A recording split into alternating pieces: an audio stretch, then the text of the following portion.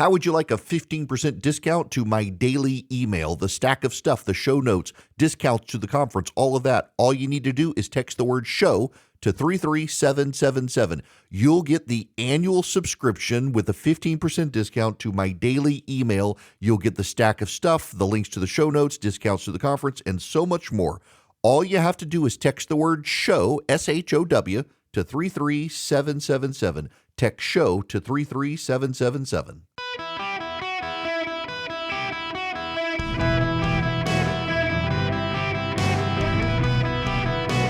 Welcome to the Eric Erickson Show podcast, Hour 3.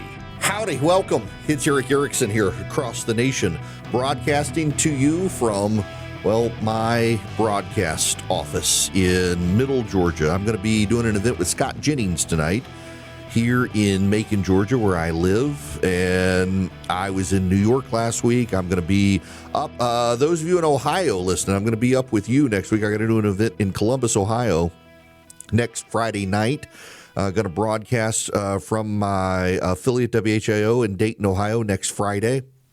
A lot of road stuff. Those of you down in South Florida, by the way, planning a trip down there, as soon as I get details, I will let you know. But hoping to get down there in the wintertime. I can go to South Florida and be warm.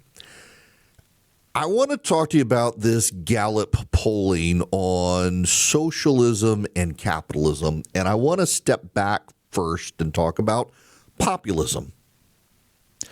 There are some Trump supporters these days who insist I'm no longer conservative because I don't support Donald Trump, and I reply to each of them as kindly as I can. He does not call himself a conservative these days. He says he's a populist, and he is. And he is very smart at it. One of the most famous populist politicians in the United States was Huey P. Long of Louisiana, where I am from. One of the great modern populists was a guy named Zell Miller. Zell Miller was a Democrat governor in Georgia who started the lottery in the state of Georgia to help get kids to college. And it was widely assailed by Baptists in the state and a lot of Christians, and it passed. And it has been a very popular program to get kids into colleges. My daughter is a recipient of a Zell Miller scholarship, and it helps pay for her private school tuition. Really would have helped if she went to public school, but she didn't want to, and that's okay. She went to my alma mater. Populists tend to be galvanized, and populist movements are galvanized to the popular appeal of particular politicians. I don't mean to put many P's in there. Peter Piper picked a peck of pickled peppers. Populist movements are galvanized by the popular appeal of particular politicians. And when those politicians go away, the populist movements tend to collapse. Zell Miller had one Democrat governor after him, Roy Barnes, who, by the way, very decent human being. We may disagree on a lot of politics, but he's a fine guy. But Roy Barnes was the last Democratic governor in Georgia. And he collapsed with a popular appeal by a Democrat turned Republican named Sonny Perdue, who went on to be the Secretary of Agriculture for Donald Trump in his first term and now presides over the Board of Regents for the state of Georgia. Zell Miller found a bunch of 80-20 issues that connected people across political demographics. Republicans liked him. Democrats liked him. He tacked a ship of state towards the 80-20 issue, very much the way Donald Trump is doing. There are uniquely charismatic politicians who could do this. Ronald Reagan in the 1980s said he was essentially running a populist movement, but it was grounded in conservative convictions. Some politicians, like Zell Miller, was an old school Democrat, a Southern Democrat, and he grounded his populism in Democratic politics. Ronald Reagan was a populist politician who grounded his in conservative politics. Donald Trump really doesn't have an ideological rudder, and those around him will acknowledge it, and the president himself has suggested as much. That's not an insult to him. It's just honestly capturing him. Donald Trump is happy to pick and choose from the ideologies of the day. That's why, for example, he's embracing 1950-style economic agendas from the left when it comes to tariffs and pro-unionization, things like that. He's capturing 1980-style Ronald Reagan's social convictions and social conservatism from the right, and he's built this amalgamated populism. And here's the thing that those of you who consider yourselves fiscally conservative and socially liberal need to understand. You represent 5% of the population. If you say you're socially progressive but you're fiscally conservative, 5% of the population. Kristen Soltis Anderson, a very noted pollster, she's great. She's been on the program a couple times. She and Patrick Ruffini run Echelon Insights. She says she's often hired now to do these briefings with these well-heeled CEOs of companies and explain what's going on in the landscape. And she asked them, how many of you would consider yourselves socially liberal, fiscally conservative? They raised their hand, and she says, you got to understand, you're 5% of the population. Guys like me who are socially conservative and fiscally conservative, we represent maybe 20, 25% of the population. The reality is Donald Trump is in the sweet spot. Donald Trump is a fiscal liberal and a social conservative, and that's where most people are. The problem for Donald Trump is that by being a populist with no core ideology undergirding him, when he goes away, MAGA collapses. And you can deny it all you want, but you know deep down it's going to be divided. And a lot of it's going to go to J.D. Vance. Some of it will go elsewhere. And after Vance, win or lose, it begins to redefine itself and to split into pieces. And the question will be, will a popular movement within the Republican Party come along that can hold together the coalition that becomes divided among a bunch of different people? My suspicion is yes, because the Republican Party, the conservative movement, despite the way people talk about it, is not the same thing.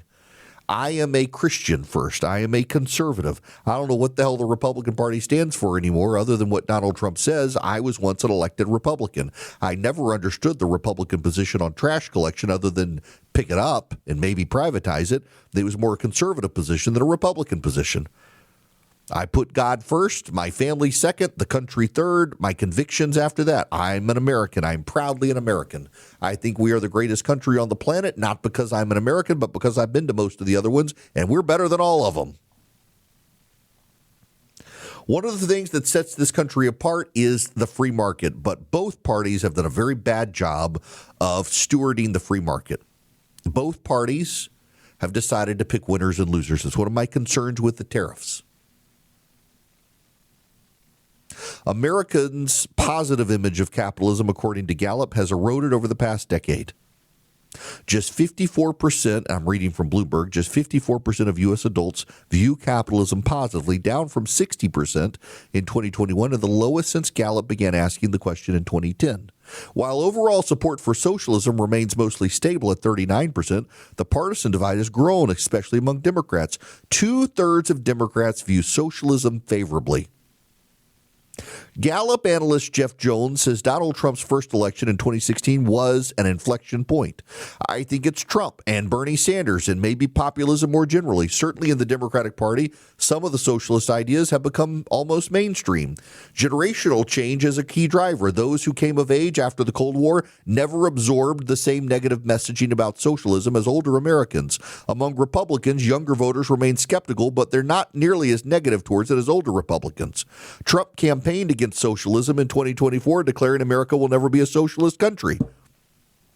But also now you've got the government taking shares in U.S. Steel. You got the government taking shares in Intel. You got NVIDIA and AMD paying the government a portion of profits. I mean, we're embracing socialism on the Republican Party side of things, whether you want to acknowledge it or not, or fascism. I mean, fascism is corporations and the government cooperating together to control the interests of the economy. That's kind of what Mussolini did, but you're not allowed to say it because it's radioactive when you say it. But, I mean, when we're buying shares in Intel and forcing NVIDIA and AMD to pay the government, it's kind of hard to make the case for capitalism from the right. But you know who the worst enemies of capitalism are these days? The capitalists. Here's the thing. Profit is not bad. I had a woman the other day come after me on social media and said the problem with Big Pharma is that it's a for-profit entity. You're darn right it's a for-profit entity. It wouldn't be very good if it was a non-profit entity. You can say otherwise. But here's the reality, and to say it, I'll quote Adam Smith in The Wealth of Nations. It is not for the benevolence of the butcher, the brewer, or the baker that we expect our dinner, but for their regard for their own interest. Same with drugs. It is not for the benevolence of the pharmaceutical companies that we expect our drugs. It's for their regard to their own interests. Profit is good.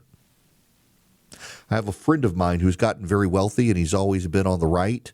His family's wealthy. His dad is a well-known name on Wall Street, and he's decided that profit is bad. It's like, so what you're telling me, man, is that you now have made a lot of money, and you think profit's bad now that me and my kids are on the verge of making money. Suddenly now you should protect me from myself by telling me profit is bad. No, profit is very good. Greed is actually good. Greed propels the world, whether you want to acknowledge it or not. Greed's not necessarily a bad thing. Here's the problem, though. Take private equity as an example. Here's the way capitalism is supposed to work. I provide a good or a service. You wish to buy that good or that service from me. We negotiate in an arm's length transaction. And the byproduct of the good or service and transaction is what? Money. You need the good or service, you have money. I want the money, you need the good or service, we trade. Money is the byproduct of the good or service. The problem is that more and more hedge funds, private equity and the like, money is the product. They buy and sell companies for the money, the debt, because it's a financial transaction. It's not to make stuff. And this is where it breaks down, and this is where the capitalist system seeds distrust.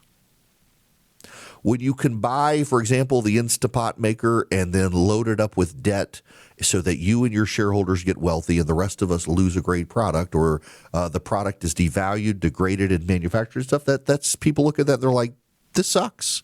That's bad greed.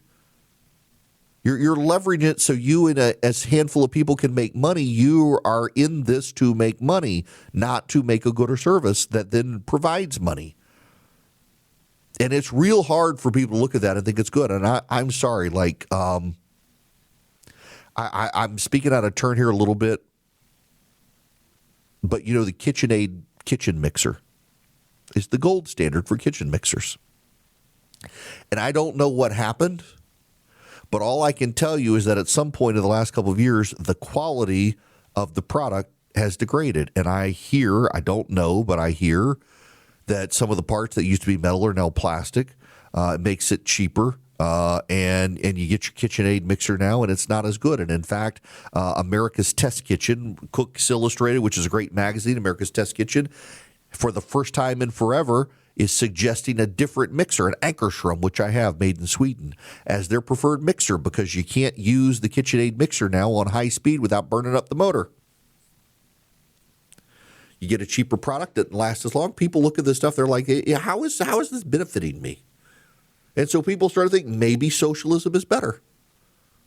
The capitalists who are cutting corners to make more money as opposed to make a better product and you make more money, they've taken the morality of capitalism out of the equation. So this is not an ad for Hillsdale College, but they do have a class on capitalism. But they talk about the morality woven into capitalism, the fair, free trade between people. But when you get the billionaires, they believe they can start taking advantage of others and they can cut corners to maximize their money at your expense. And it's no longer a free market exchange. It's no longer an arm's length transaction. But where do the billionaires come from in that regard? To some degree, they've had genius ideas and they've worked to their advantage. But oftentimes, what do? They leverage the system against their competitors and against you and me. So Apple has a blood oxygen sensor on its Apple Watch. There's a company that holds the patent to the blood oxygen sensor. And as I understand it, don't hold me to it, but as I understand it, this company didn't actually invent the patent, but they now own the patent, and they've been able to deprive Apple of being able to have the blood oxygen sensor on their watch. Because of the lung damage I've had from blood clots, need the blood oxygen sensor. And so I have an unupdated Apple Watch because the blood oxygen sensor was pre-patent litigation and it works. And now the new ones don't work you've got to use your phone. You can't just do it on your watch. Patent trolls, I think, undermine the integrity of the system. They didn't invent the patent. They just happen to buy it. And now they wield it as a weapon against others. The private equity companies, that they want the money. They didn't invent the product. They bought the company. And now they're breaking apart the company to get as much money out of it as possible. They're undermining their own system, driving up support for socialism in the country. The capitalists of today, using the system against everyone else, using lawyers, lobbyists, and a complicated tax code and a patent system to shut everyone else out of competition, have themselves degraded capitalism. And then the government comes in and picks winners and losers and degrades it further. We are destroying as a society the thing that made our society, because greed is good. Greed is good. Profit is good. But the desire to leverage the government and the law against the competition to stop their greed and their profit is bad.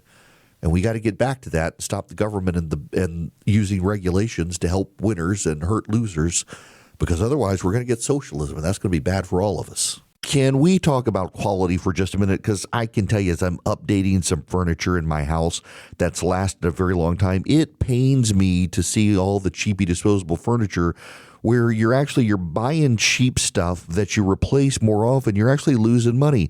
It's like people who go out and they buy very cheap sheets, but at the same time, there are people who think they've got to throw thousands of dollars at bed sheets. I actually know someone who spent $1,500 on sheets. My Bull and Branch sheets, they've lasted longer than that guy's sheets, and they're super soft now.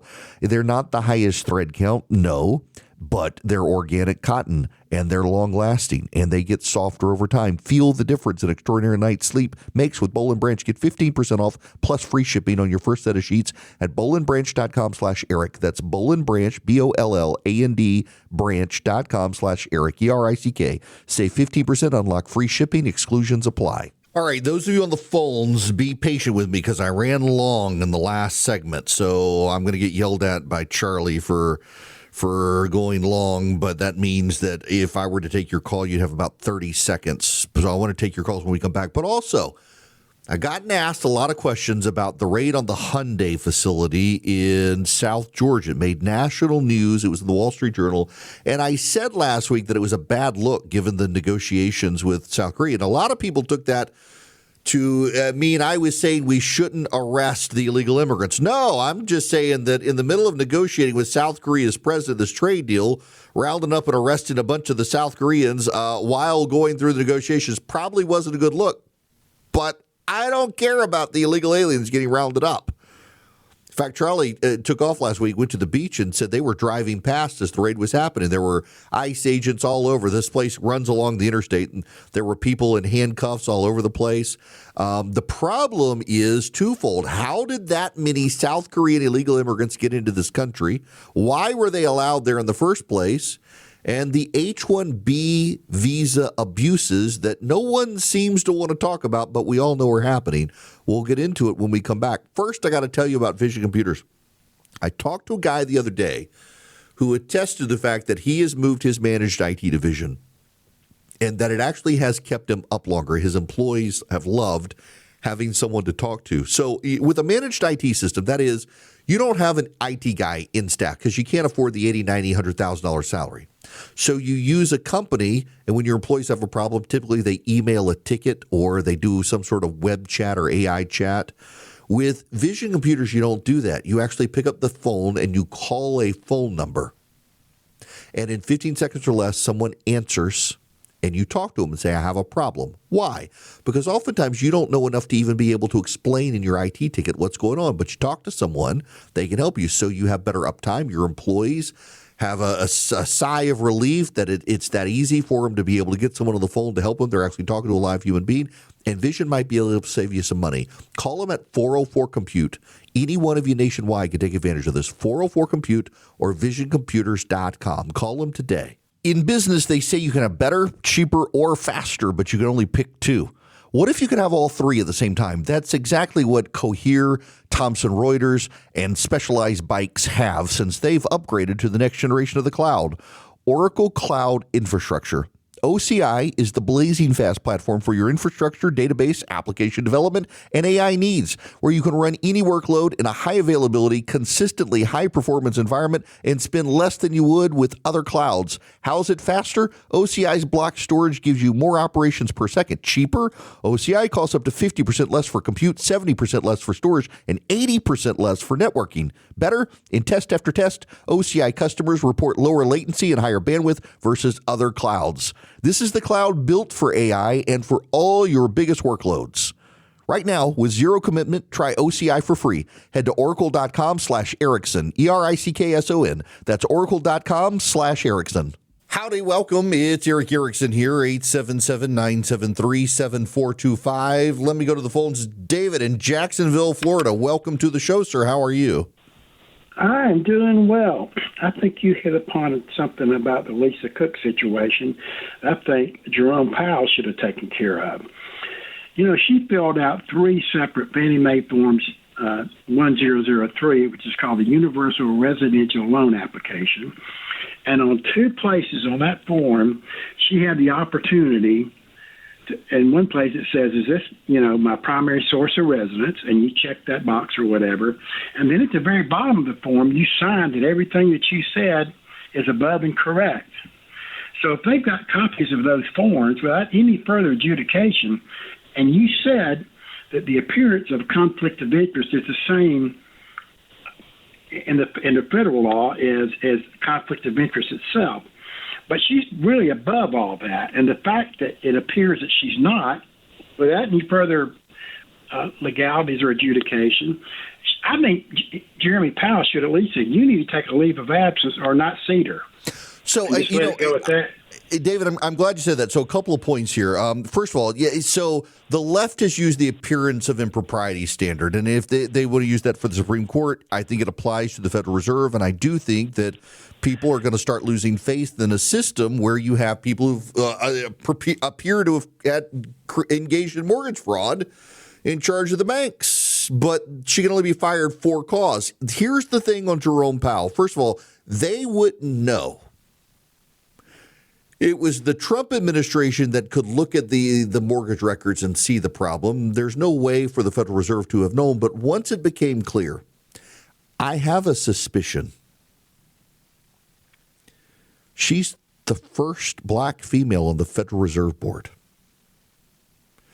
You, the chairman of the Federal Reserve, you're already coming under fire from one side. You really want to take this on? I don't blame Powell one bit for letting the political process play out with the Trump administration on this. He'd get eaten alive by everybody.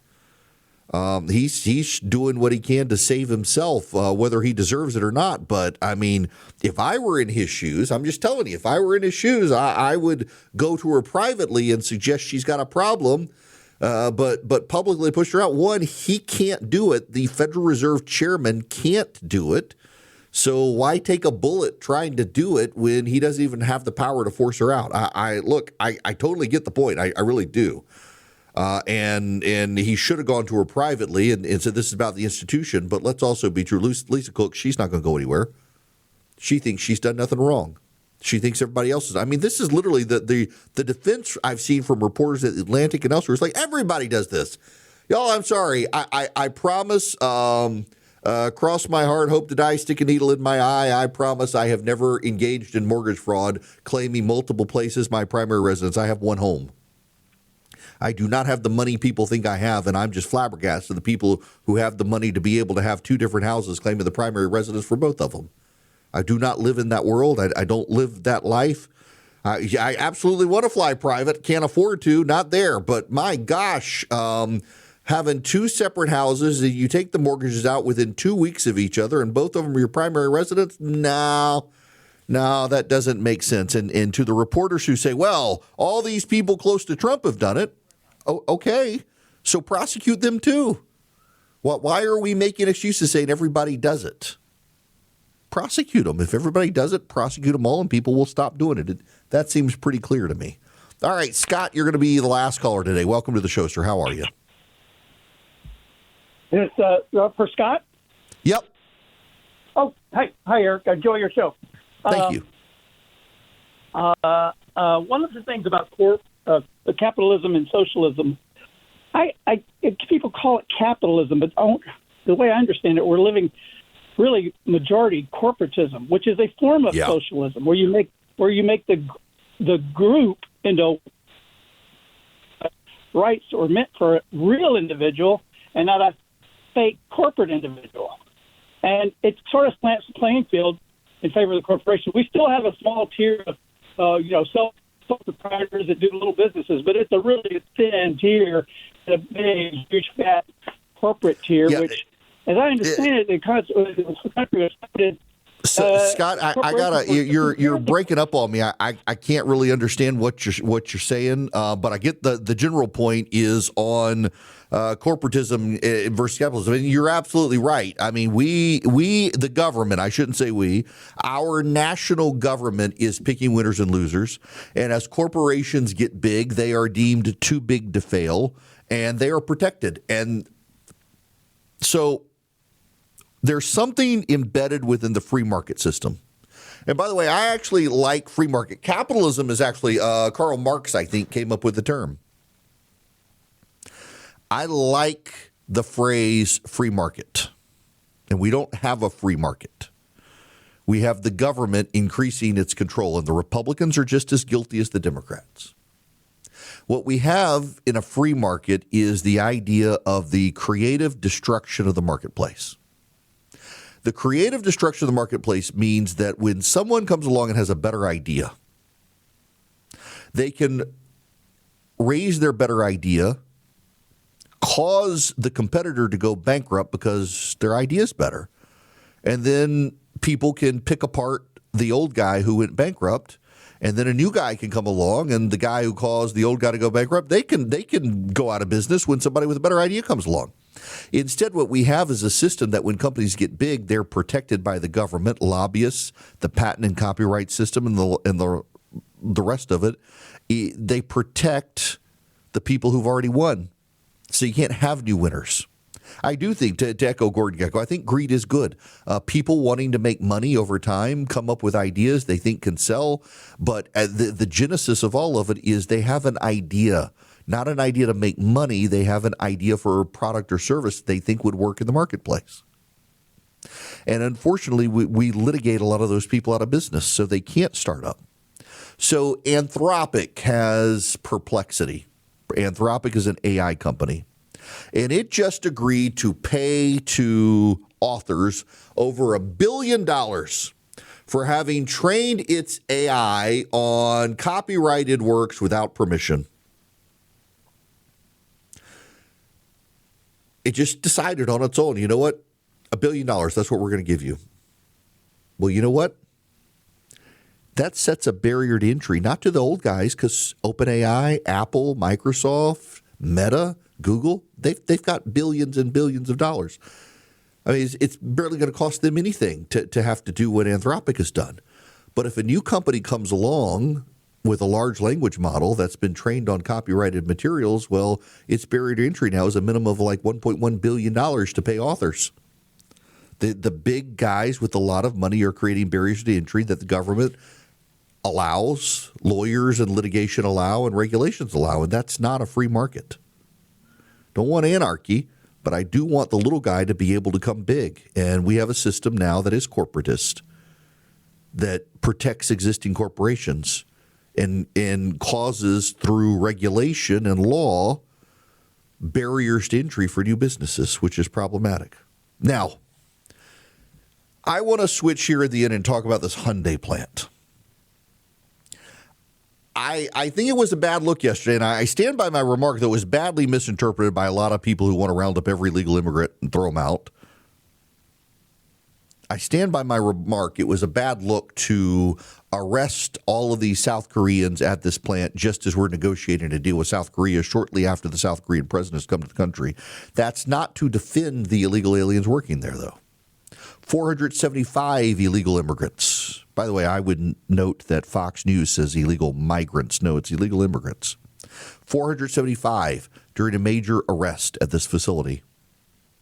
ICE was involved and others. This is a Hyundai LG Energy Solution battery plant down in Elabel, Georgia, 20 miles outside of Savannah. As I said earlier, Charlie and his family were driving past and saw it all happening. It's a massive facility. $4 to $7 billion facility, and a South Korean investment in the United States. What's striking to a lot of people, though, is it turns out that a large number of the people who were working at this plant were South Koreans. They were working construction. They're not working at the plant, they're working construction. South Koreans working construction at the South Korean plant, but they weren't immigrated over from South Korea legally, they were illegal. Someone in Congress needs to hold a hearing. How did they get into this country? They had to have been tracked. Were these gotaways that the Biden administration let come in? Did the South Koreans fly them into the country? Did they come across from Mexico? Where do these people come from? I would like to know. Where did all these illegals from South Korea come from? I don't know if you know this or not. Those of you in Rio Linda, it may surprise you to learn that South Korea is not connected by land to the United States. I know. You're thinking you learned about this passage from Siberia to Alaska. It's not frozen over now. It's water. The Bering Straits, you can't walk across it these days. So how did 300 people from South Korea get illegally into the United States and make their way to Georgia? If they went from South Korea to Alaska, maybe they could have walked and taken a little boat across the Bering Straits. They literally went not from just South Korea to the United States, but from South Korea to Savannah, Georgia, all the way on the other side of the United States from South Korea. If you're headed east or west, if you're headed east, if you're headed west, it's even further. How did this happen? And they weren't doing jobs Americans couldn't do. They were doing the construction jobs for which we've got plenty of illegal aliens to begin with. Lots of Mexicans to do it and some Americans as well. So how did we get the South Korea? I would like to know. And then on top of that, the H-1B visa situation, because some of the people who are working down there have H-1B visas, working on the construction. Why are they being prioritized over Americans? A buddy of mine, longtime friend, is a lawyer, and he was telling the story on social media last night about how he one time was asked to do a review of an H-1B visa application, and it was for a hairdresser. And he's like, they're not a unique specialty. They're like, but this is a South Korean woman coming over, and she's going to do South Korean women's hair. And South Korean women's hair needs a South Korean to do it. And that was the justification of the H-1B visa. And it actually was a salon where it was black women's hair being done. And apparently a South Korean woman is needed to do black women's hair in the United States. And the H-1B visa got approved. Y'all, I'm sorry, but none of that makes sense to me. And there are way too many stories of Americans who are forced to train their job replacements who are H-1B visa applicants, and then the Americans are fired. And the H-1B visa applicants are paid less. There is real abuse in the system. To the extent the Trump administration reviews it, audits it, fixes it, I think they should. We're seeing this all over the country now. Americans are losing jobs. And I mentioned when you're a white man in his 40s and 50s in this country, you're struggling now to get a job. You're struggling. If you're over 50 and you're a white man in this country, you've got a 25% chance of not just not getting a new job, but never working again. You got a 25% chance of never working again if you're over 50 in this country, particularly if you're a white man. And we have massive abuse of the H-1B visa situation in this country. The abuse comes up time and time again.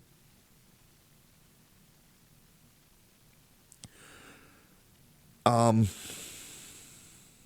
want to start, though, with the illegal aliens. This is a 3,000-acre site in southeast Georgia, 20 miles from Savannah, Georgia. It's a South Korean facility, and just by coincidence, hundreds of illegal aliens from South Korea were working there. Yeah, I think the timing is bad, and it's an embarrassment, and we're rating this and arresting and putting in chains the South Koreans as we're dealing with a national major trade deal with South Korea. Yeah, the timing sucks. It's not good. It's a bad look. But the worst look are the illegal aliens. How did they get there? Where did they come from? How did they come into this country? There are a lot of unanswered questions that I would like to get answers to. Did South Korea fly illegal aliens from South Korea to Southeast Georgia to build their facility and in the process deny American construction workers jobs? Did they? I think that's a question that needs to be answered. I would like to find out how that many illegal aliens from South Korea made it from South Korea to South Georgia and how they were able to get these jobs and how they were able to bypass the labor checks to get these jobs. Because we've already got an H-1B visa problem. But it sounds like we've got an importation of illegal aliens problem, and that's outside even the H-1B visa situation, and that's a very big deal. I'd like to find the answers to the questions. The president has begun Operation Midway Blitz in Chicago. It's a massive buildup of ICE agents. They're using Naval Base Great Lakes, which is north of Chicago, as a staging area for ICE agents to round up illegal immigrants in Chicago. Now, progressives have threatened war. So they literally, a lot of progressives have been threatening violence if the president decides to do anything in Chicago. Now, they were, however, talking about law enforcement here. President Trump is focusing on the deportation of illegal immigrants in Chicago, and Chicago residents are seeing they're not really seeing anything out of the ordinary right now. Maybe there will be more of a roundup, but it hasn't happened yet. The president gets to do this, and the Supreme Court decision earlier today about Los Angeles suggesting you can't stop the president from engaging in deportation efforts and ICE from deporting illegal immigrants and even doing stops to verify immigration status. Chicago's going to lose the fight if they try to fight this. And also, there are a lot of people in Chicago, given the crime in Chicago, who are not opposed to the president cracking down on this. So I've got more details I'll get into at the Four Things to Know podcast.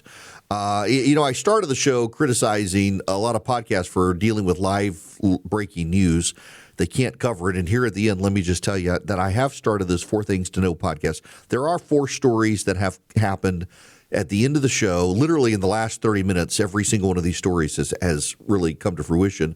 I don't have time to talk about them, so I've started doing this podcast in the afternoon after the show is over, where the 4 big things you need to know before you get home.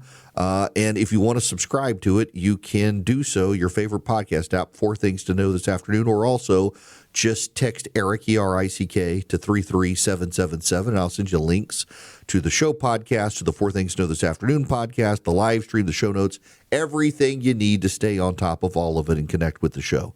More than happy to have you do that. But there are some stories that have just hit, including the Operation Midway Blitz being announced by the president. I've got the details in the after show podcast.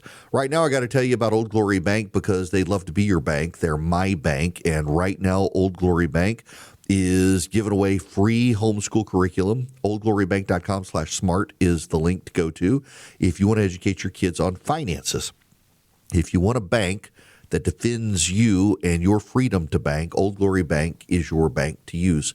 They were started by conservatives, John Rich, Larry Elder, Ben Carson, and others. Mary Fallon, the former governor of Oklahoma, has been involved.